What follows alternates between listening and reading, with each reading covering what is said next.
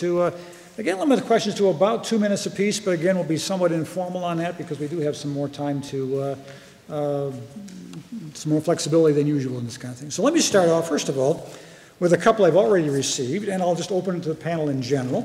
For one, how long does the emergency manager stay? Who decides how long a local government is under emergency management?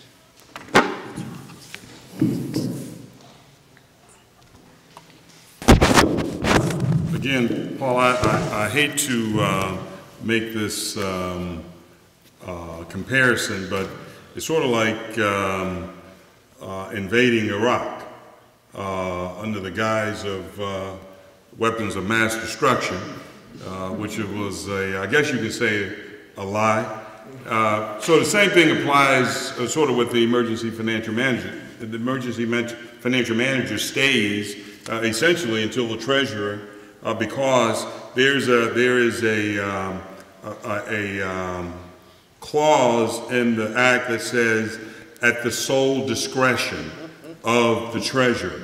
And so there are supposed to be some objective measures, and there are, but again, it says at the sole, remember I said triggers. It also says if the treasurer wants to offer another trigger, or if you have objective particulars that have to be met in order to come out of receivership, the treasurer says, well, we don't think this community is ready to emerge from receivership, then they can do so. You know, while I have the mic, let me just mention one quick other thing. I know we have some other questions. My Republican colleagues, and we were able to get them, almost shame them into changing this. Initially, this Public Act 4, during deliberation, said that the emergency manager could be either an individual or a firm. An individual or a firm. Now, I don't need to tell you what that was a setup for. Why would, and I ask, why would you guys open yourself up for what we're going to do to you on the floor? Because a firm is not a person. A firm is something that, you know, it probably was going to be a law firm or an accounting firm. And it was going to be a big contributor to a certain particular political organization. But you all need to know there is a real suspicion when you say that the emergency manager could be a firm or an individual. Thanks, Paul. Thank you. Let me piggyback on that just for a second. Yeah. Like Joseph Harris down in Benton Harbor, like I told you, we was only $5 million in the red. As of a month ago, he indicated that we have a surplus of $400. So the next question was, well, when are you going to leave? According to him, he said he's not ready. So just like you said, he can stay there as long as he wants to. And as long as the treasurer says he can stay there, and which really what it is, it's a job for some of their buddies. That's really what it's set up to do. They got 400 people trained and ready to move into every community as we speak right now. So Mr. Harris, who's the emergency financial manager for Benton Harbor, claimed that he has already balanced the books and we have a $400,000 surplus. And like I was telling you earlier, we really didn't have a bad situation that couldn't be straightened out with an accountant. On that note.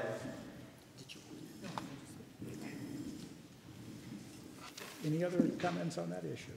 All right. Let me toss out one more question. So again, I'll open with the panel in general. Can the emergency managers violate affirmative action and federal guidelines in the bidding process and the hiring process?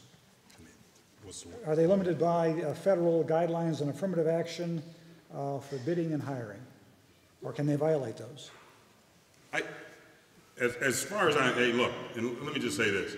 I only practice law on, without a license that is, on Mondays and Thursdays. No, not Thursdays, and Fridays and Saturdays and Sundays. What day is today? Thursday? Oh, okay, so I guess I can practice.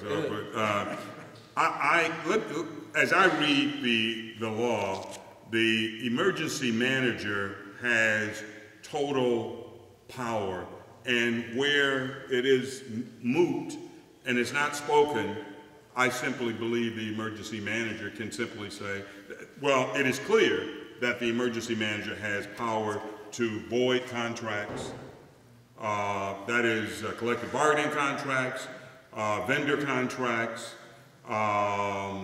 and I would have to assume that, and this would, I'm sure, is going to be open to legal challenge. That is not a question that I heard raised during deliberation, but that would be an interesting question for legal challenge, because this gets to, and for, I know we have at least one lawyer in the room, and there are probably a couple others, but this gets harkened back to this whole states' rights issue, where states said that we have the right to, for instance, bar my and many of your predecessors and family from voting.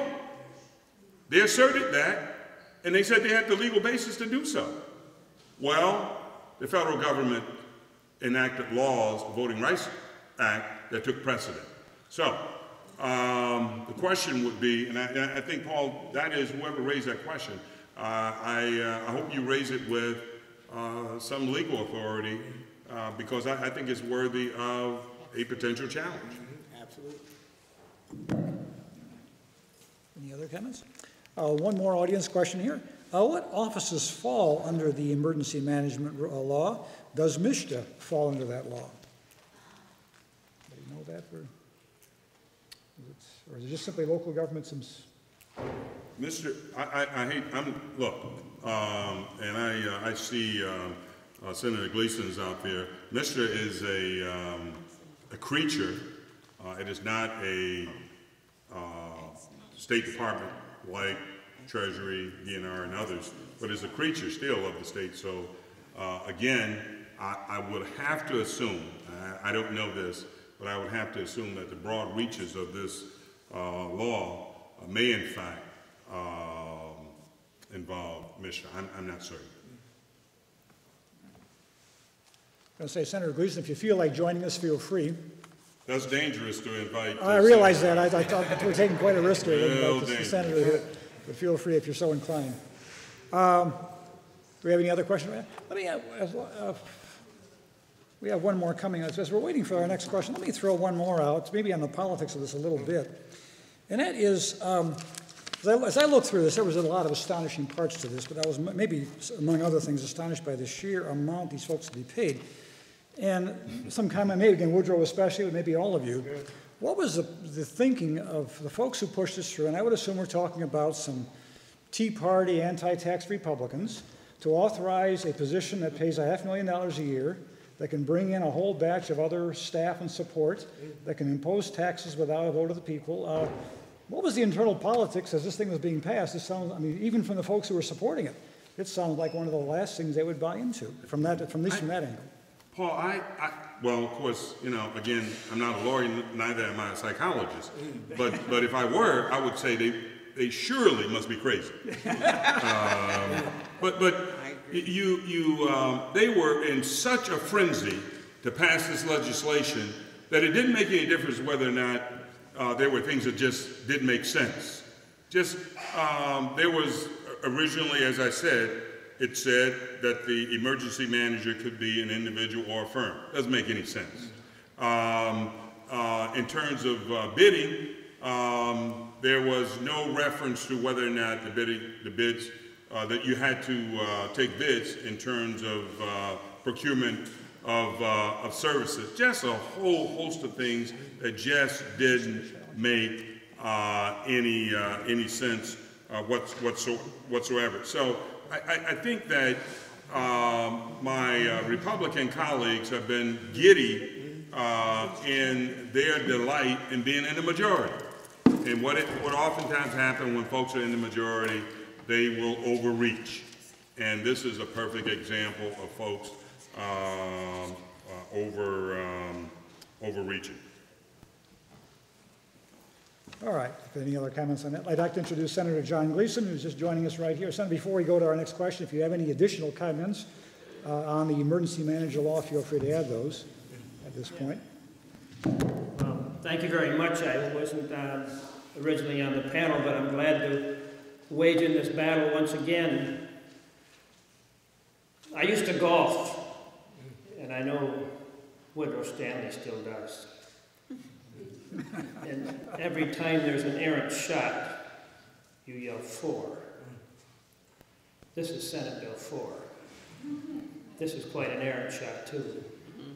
I want to remind you all that only a few years ago we tried to extend the responsibilities of emergency financial manager. And I was against that one, too, because I believe the people's voice is the most important part of any democratic venture.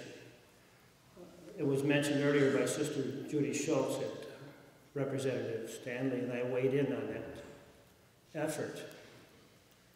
I thought that I had a responsible amendment to this legislation, as bad as it is. And the representative mentioned earlier, we did try to make it better. And you couldn't do much without making it better, believe me.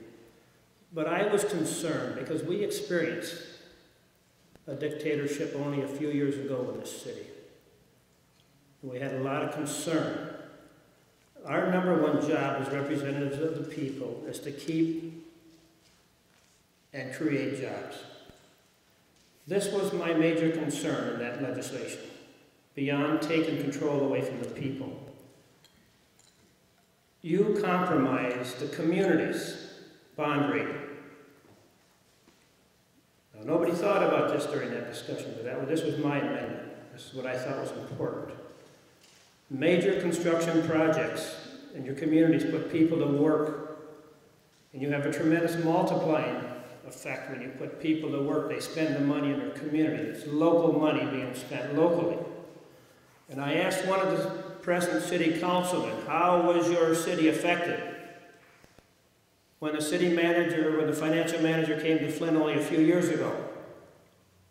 And he told me, after the financial manager was seated in Flint, Michigan, that they didn't have a bond rating.